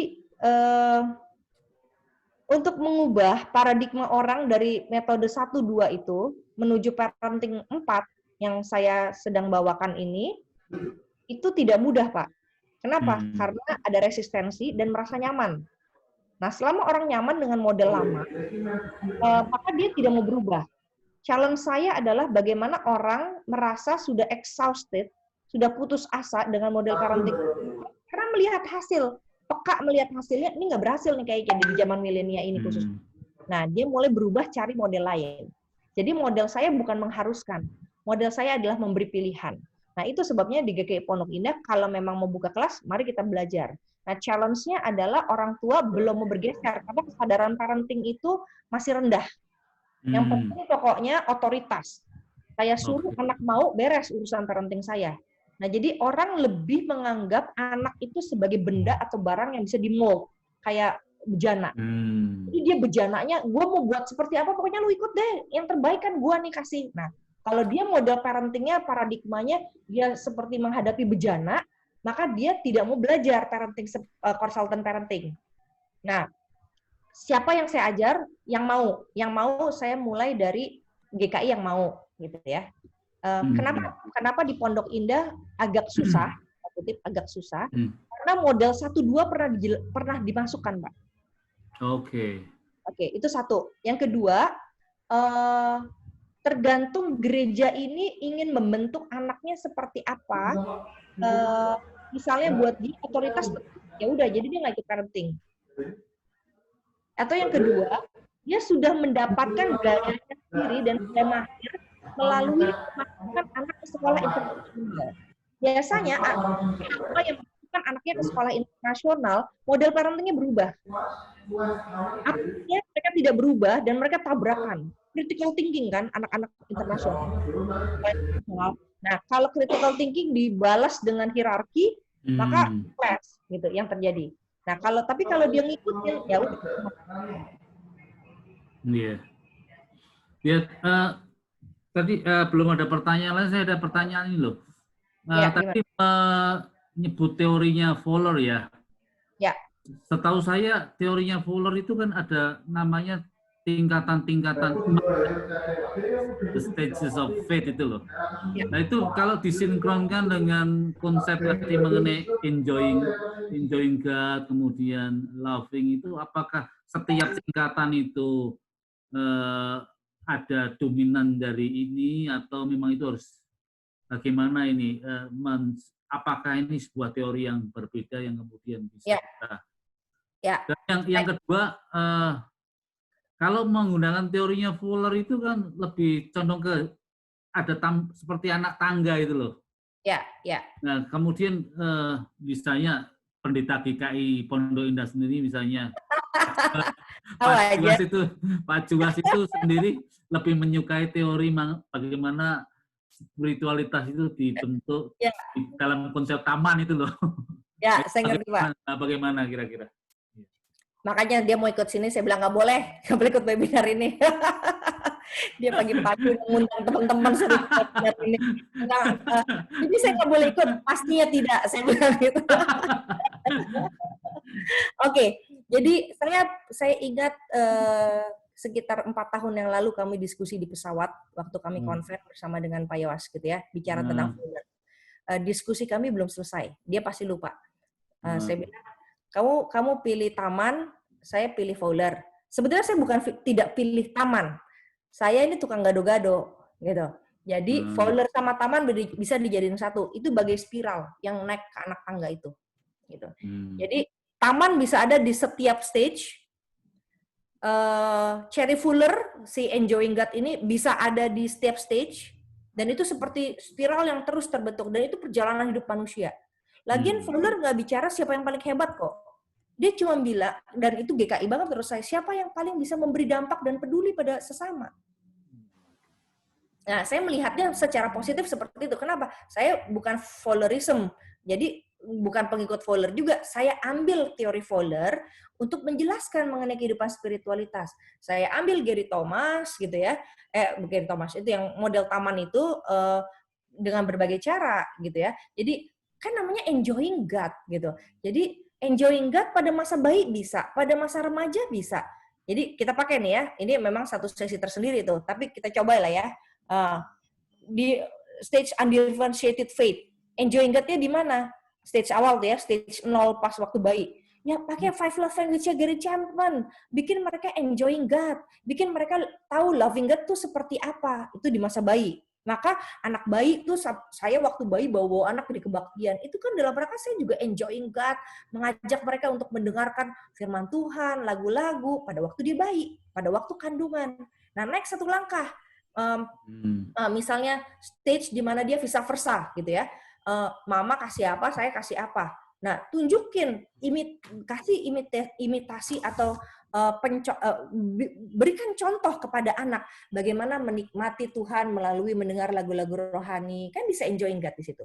Bagaimana menikmati Tuhan dalam pelayanan, kita bisa memberi contoh. Nanti stage remaja, Fowler nggak bilang remaja, tapi kira-kira stage remaja. Nah, pada waktu dia reflective faith atau di stage remaja, kan itu stage berkelompok kan, faith community, gitu ya. Nah, di situ juga kita bisa ngajarin enjoying God di sana, enjoying God dengan model taman nih ya, enjoying God bersama dengan faith community-nya di taman, enjoying God bersama faith community-nya dengan diskusi intelektual teologi, enjoying God dengan model spiritualitas dia bersama dengan komunitas remajanya, demo misalnya tentang turunkan harga beras misalnya gitu kan, dia bisa tetap enjoying God di situ. Jadi setiap stage itu bisa mengalami semua itu, Pak. Jadi aku pikir jangan ada yang ditinggalkan dengan tidak suka terhadap teori-teori tertentu gitu kan ya. Tapi gunakan itu untuk memperkaya spiritualitas kita. Saya kira gunanya itu kan kita belajar. Bagaimana bukan ngebuang yang itu, tapi tuh baiknya dia apa ya? Positifnya ini kita bisa pakai nih untuk memperkaya kehidupan spiritualitas kita, untuk tahu God's message-nya apa sih dari teori ini gitu. Sebab saya percaya setiap teori dibikin dengan hikmat Tuhan. Jadi kalau ada pemberontakan dalam hati manusia untuk tidak suka terhadap teori itu, ya itu urusan dia. Tapi bahwa ada God's message-nya dalam setiap teori, nah itu yang kita pakai. Oke, thank you. Sama. Itu ada yang pertanyaan lagi, Bu. Menyeimbangkan antara kasih dan disiplin, itu pakai model konsultan parenting bisa, Bu. 10 sesi, Bu. Jadi agak panjang gitu ya, tapi bisa. Mengasihi sambil mendisiplin. Tapi bukan dengan cara otoriter. Itu parenting yang saya sharingkan kepada banyak orang. Makanya sebutannya konsultan parenting. Parent sejak anak kecil menjadi konsultan buat mereka karena orang tua memberikan tawaran-tawaran yang terbatas sehingga anak belajar berpikir dan share responsibility, berbagi tanggung jawab. Gitu. Oke. Terima kasih untuk kesempatannya. Baik. Terima kasih sekali lagi Ibu Riani. Saya bisa menggarisbawahi begini Bapak Ibu. Sebetulnya kesempatan dengan adanya pandemi COVID-19 ini memberi kesempatan kepada kita sekalian untuk menjadi orang tua yang seutuhnya dalam keluarga kita masing-masing. Sehingga apa yang kita peroleh hari ini bisa kita praktekkan, bisa kita terapkan di dalam kehidupan keluarga kita. Supaya tidak sia-sia kita meluangkan waktu, dan juga bagi Bu Riani juga itu akan sangat menggembirakan kalau kita mempraktekannya. Ibu, sepertinya ada satu pertanyaan menyusul, mungkin karena waktunya kita masih ada, bisa dijawab dulu Ibu. Menurut saya yang tidak mudah justru adalah mengubah paradigma orang tua. Betul sekali Bu. Apabila yang merasa sudah menjadi orang tua bertahun-tahun dan merasa menguasai anaknya, betul, saya setuju. Setuju, parenting kreatif sangat perlu, tapi mungkin Bu Riani bisa share bagaimana memulainya, bahkan tips-tips menggugah kesadaran orang tua. Menggugah kesadaran orang tua. Kalau di pembinaan orang dewasa, Bu, itu memang sebetulnya kan sebuah pilihan ya. Nah, biasanya pintu masuknya kalau orang sudah mengalami masalah mendidik anaknya, khususnya anak-anak kreatif dan fleksibel, itu kuncinya. Anak-anak kreatif dan fleksibel itu nggak bisa pakai model pendidikan lama. Yang pendidikan lama tuh begini, bangun tidur jam 7, habis itu sikat gigi, mandi, makan. Itu kan udah ada flow-nya tuh ya.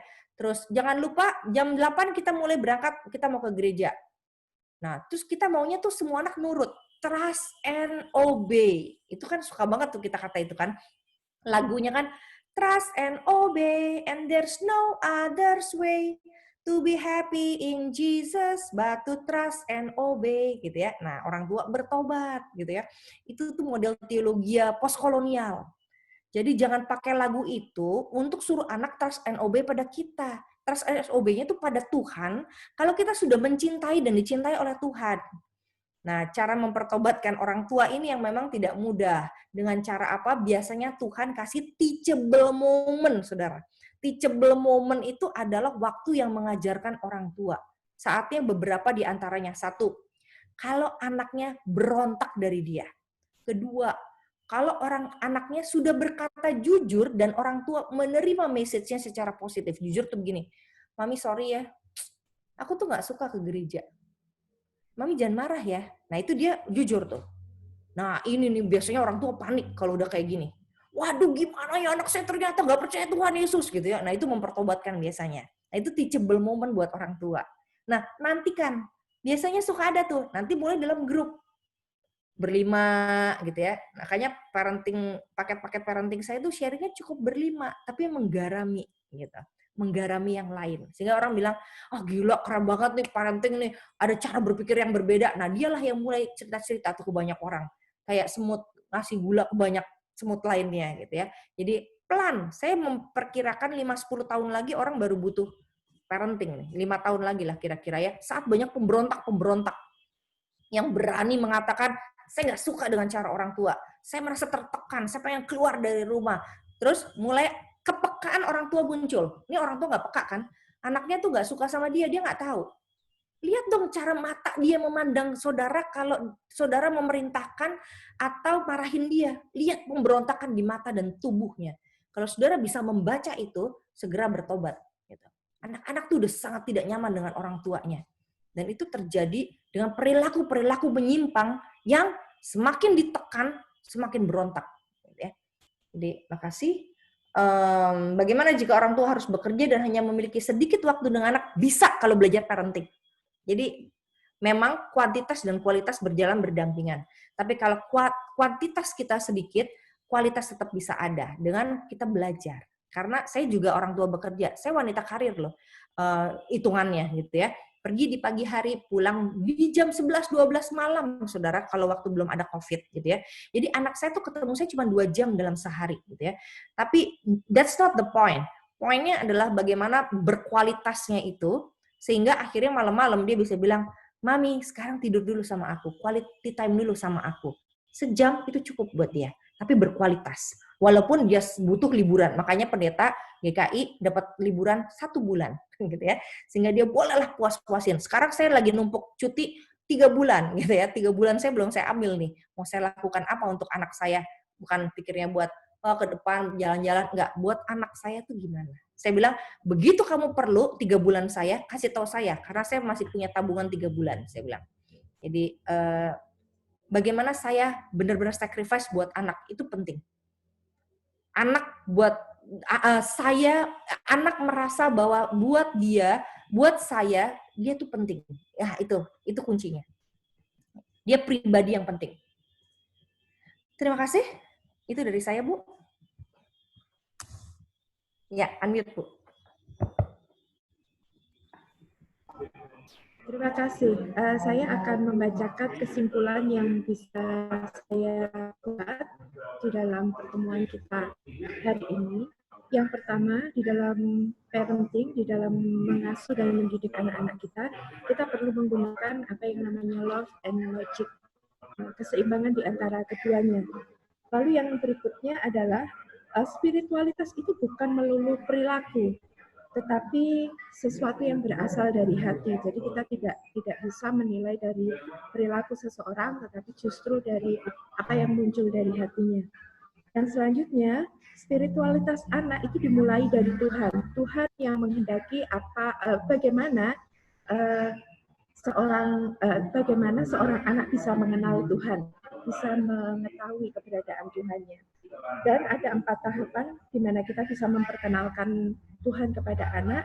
Pertama dengan enjoying God, yang kedua dengan loving God, yang ketiga dengan following God, dan yang terakhir dengan serving God. Saya kira itu yang bisa saya simpulkan dengan berbagai diskusi yang berkembang saat ini. Terima kasih banyak Ibu Riani.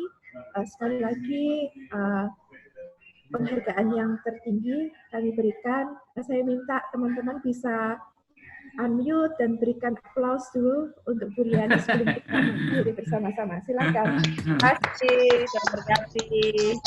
Bu Riani, terima kasih ya. Thank you. Terima kasih Bu Riani. Thank you banyak. Terima kasih, Bu. Terima kasih.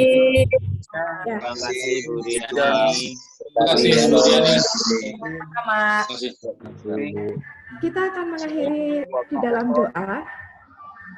Saya minta dengan hormat Ibu Vera bisa berdoa untuk kita sekalian dan juga untuk materi ini supaya bisa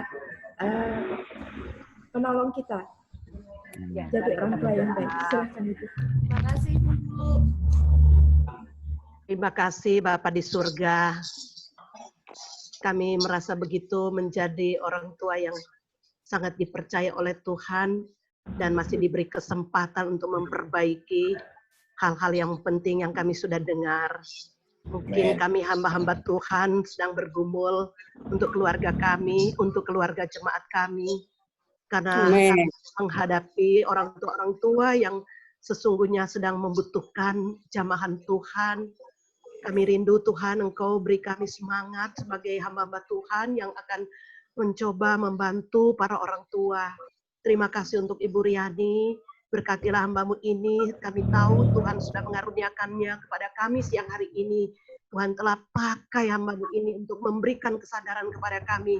Sebagai hamba Tuhan juga terlebih di dalam kami, menjadi teladan di tengah jemaat, keluarga-keluarga kami, anak-anak kami, sungguh-sungguh menjadi bagian di mana kami selalu mindfulness untuk mereka juga. Kami mohon Tuhan, berkatilah kami dan tetap pakai Ibu Riani dalam pelayanannya baik di GKI maupun tentunya ada banyak gereja yang membutuhkan pertolongannya. Pakai hamba-Mu ini, keluarga ini boleh menjadi berkat bagi banyak keluarga. Terima kasih Tuhan. Kami sangat bersyukur untuk siang hari ini. Berkat-Mu turun atas kami dan keluarga kami semuanya. Dalam nama Tuhan Yesus kami mengucap syukur. Amin. Amin. Terima kasih Ibu Vera, terima kasih untuk semua. Terima kasih Riani. Terima kasih. Terima kasih Ibu Riani. Terima kasih. Yang minta alamat Ibu Riani belum dibalas kelihatannya. Iya. Nomor WA-nya Ibu belum Riani bisa. dibalas. Ya, nanti saya di Minggus mungkin bisa memberikan ke saya. Oh iya. Ya nanti saya kasih Bu Ya, Vera. boleh. Ya Pak Minggus. Terima kasih. Pasti kita sangat Oke. senang. Terima kasih. Terima kasih. Terima kasih. Terima kasih. Mas Sabram. Terima kasih ya. Oh, ada. Ya. Itu ada sebentar. Ya, itu nomor saya. Saya kirimkan yang terakhir kepada Pak Minggus. Iya, materi. Mana ya bahan terakhir? Iya. Bahannya udah ditambah-tambah. Sudah saya moderator sudah. Terima kasih banget. Thank you. Thank you, Ri. Terima kasih ya. Ya, sama-sama. Terima kasih semua. Blessing. Sampai jumpa. Terima kasih Mbak. Tuhan berkati Bu Siani. Puji Tuhan. Sehat Bu. Sehat ya Bu. Sehat. Amin. Terima kasih. Terima kasih.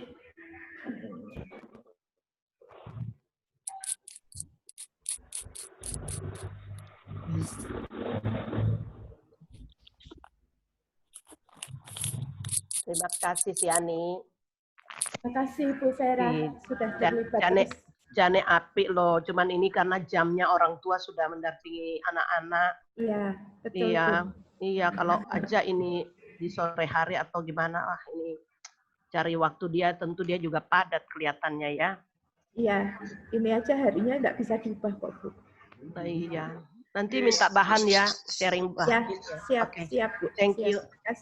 Terima kasih. Terima kasih semuanya.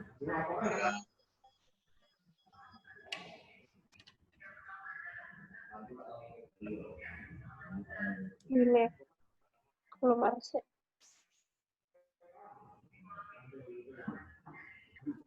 Mungkin memang tahu.